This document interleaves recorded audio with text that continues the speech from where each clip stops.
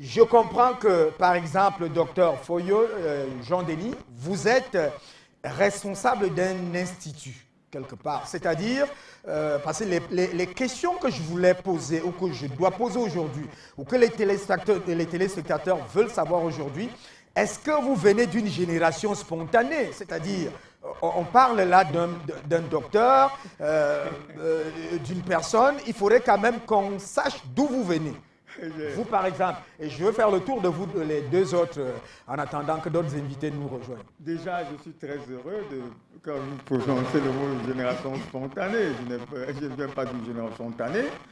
Non, permettez que je vous explique. C'est qu'aujourd'hui, le regard de l'Occident et peut-être de l'Organisation mondiale de la santé, c'est que l'Afrique est en train de faire une génération spontanée qui vient de nulle part, et ainsi de suite. Je voudrais qu'on soit sérieux là-dessus. Non, mais il faudrait qu'il reste tranquille. L'Afrique se réveille.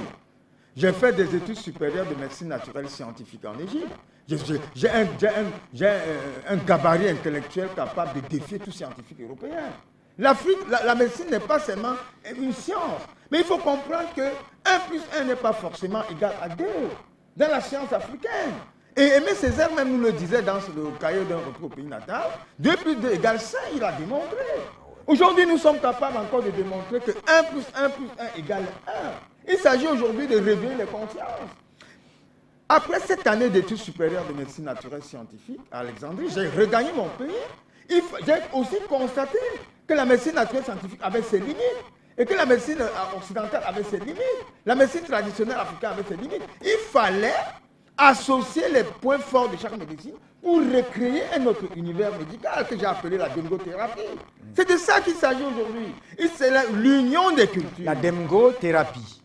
La demgothérapie. C'est-à-dire, nous apportons les points faibles jugés utiles, les points jugés utiles de la médecine occidentale. Bon, nous allons prendre l'aspect du diagnostic, qui semble être un peu plus favorable pour le bien-être du malade. Nous prenons l'aspect du diagnostic. Nous prenons l'aspect oriental, la philosophie orientale, avec ses massages, etc. Et nous prenons l'aspect du remède africain. Parce que l'Afrique a les remèdes. L'Afrique n'a pas les médicaments. Parce qu'il faut faire une différence entre le médicament et le remède. Oui, il faut faire une différence. Le remède, par exemple, ce que le président malgache a présenté, c'était un remède.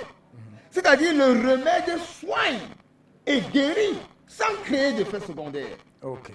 Alors que le médicament chimique fait semblant de soigner, de guérir, et crée d'autres effets secondaires qui quelquefois sont plus graves que le mal d'origine. Donc il faut faire très attention.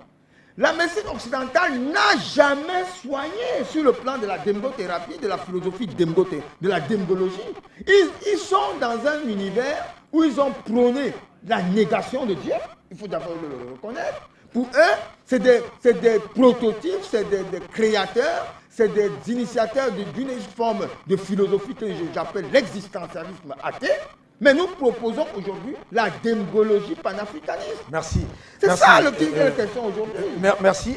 Alors,